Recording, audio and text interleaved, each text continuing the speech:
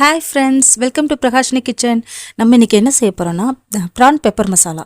அதனுடைய பெனிஃபிட் என்னென்னா, குழந்தைங்களுக்கு வந்துட்டு சளி பிடிச்சிருந்தாலோ இல்லை குழந்தைங்களுக்கு போன் ஸ்ட்ரென்த் இல்லைனாலோ இதை கொடுத்தா கண்டிப்பாக குழந்தைங்களுக்கு போன் ஸ்ட்ரென்த் நல்லாவே இருக்கும்.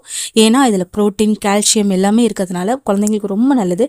பெப்பர் ஃபுல்லாக நெஞ்சு சளியை எடுத்துரும். கண்டிப்பாக குழந்தைங்களுக்கு கொடுங்க, உங்களுக்கு ரொம்ப பிடிக்கும். இனிமேல் நம்ம வாங்க ப்ராசஸ்க்கு போகலாம். இன்க்ரீடியன்ட்ஸ் எல்லாமே டிஸ்கிரிப்ஷனில் இருக்குது, ஃபாலோ பண்ணிக்கோங்க. நம்மளுக்கு என்னென்ன தேவையோ எல்லா இன்க்ரீடியன்ட்ஸும் நான் எடுத்து வச்சுருக்கேன். என்னென்ன தேவைன்னா ஆனியன், டொமேட்டோ, ஒரு க்ரீன் சில்லி போதும்.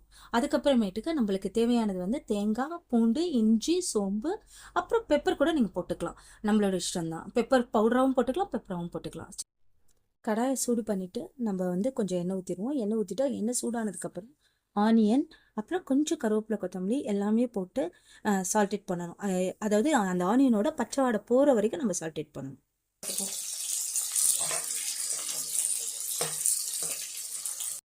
இதுக்கப்புறமேட்டுக்கு நம்ம தக்காளி, ஒரே ஒரு தக்காளி, சின்ன தக்காளியாக இருக்கட்டும், தக்காளி போட்டுட்டு நம்ம நல்லா மேஷ் பண்ணி விட்டுட்டு கொஞ்சம் நல்லா வதக்கிக்கலாம்.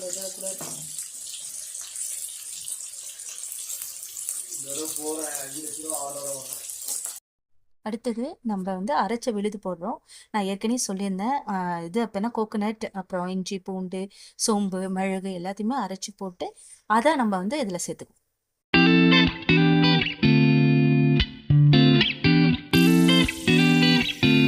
அடுத்தது நம்ம மஞ்சத்தூள், மிளகாத்தூள், அப்புறம் தனியாத்தூள் வேணுன்றவங்க போடலாம், இல்லைன்னா பரவாயில்ல, மிளகாத்தூளோட ஸ்டாப் பண்ணிடலாம். ஏன்னா இதுவே ரொம்ப நல்லாயிருக்கும். ஏன்னா நம்ம மிளகுத்தூள் போடுறதுனால காரம் கரெக்டாக இருக்கும்.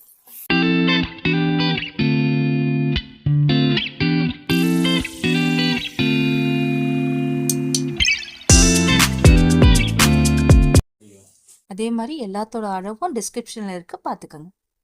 இப்போ நம்ம கழுவி வச்சுருக்க ப்ரானை நம்ம சேர்த்துக்குவோம். அது நான் ஒரு 1 kg எடுத்திருக்கேன். நல்லா ஃபுல்லாக நீட்டாக க்ளீன் பண்ணி எடுத்துக்கோங்க. நடுவில் உள்ள நரம்பு எல்லாத்தையும் எடுத்துக்கோங்க. சூப்பராக இருக்கும். அப்போ தான் மனம் நல்லாயிருக்கும். ப்ரானை நல்லா மசாலாவோட நல்லா சால்டேட் பண்ணுங்கள். அப்போ தான் அந்த உப்பு, காரம் எல்லாமே சேர்ந்து நல்லாயிருக்கும். அதுக்கப்புறம் நம்ம வாட்டர் கலந்துக்கணும். வாட்டர் கலந்து நல்லா கொதிக்க விடுங்க. ஃபுல்லிலே வச்சுருங்க. ஏன்னா ப்ரானில் உள்ள தண்ணி எல்லாமே வெளில வந்துடும். அதுக்கப்புறமேட்டுக்கு ஃபுல்லாக அதை சுண்ட ஆரம்பிச்சிடும். சுண்டினதுக்கப்புறம் நல்லா சுருள எடுங்க.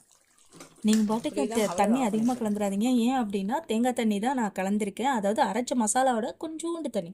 ஏன்னா அதில் தண்ணி அழகாக வெளில வந்துடும். அதே போதும். நம்ம நல்லா சால்டேட் பண்ண பெப்பர் மசாலா சூப்பராக. இதோ நம்மளுடைய பெப்பர் ப்ரான் மசாலா ரெடி ஆயிடுச்சு. இருக்கும். இதே மாதிரி வீடியோவுக்கு நீங்கள் எங்கள் சேனலை லைக் பண்ணுங்கள், ஷேர் பண்ணுங்கள், சப்ஸ்கிரைப் பண்ணுங்கள்.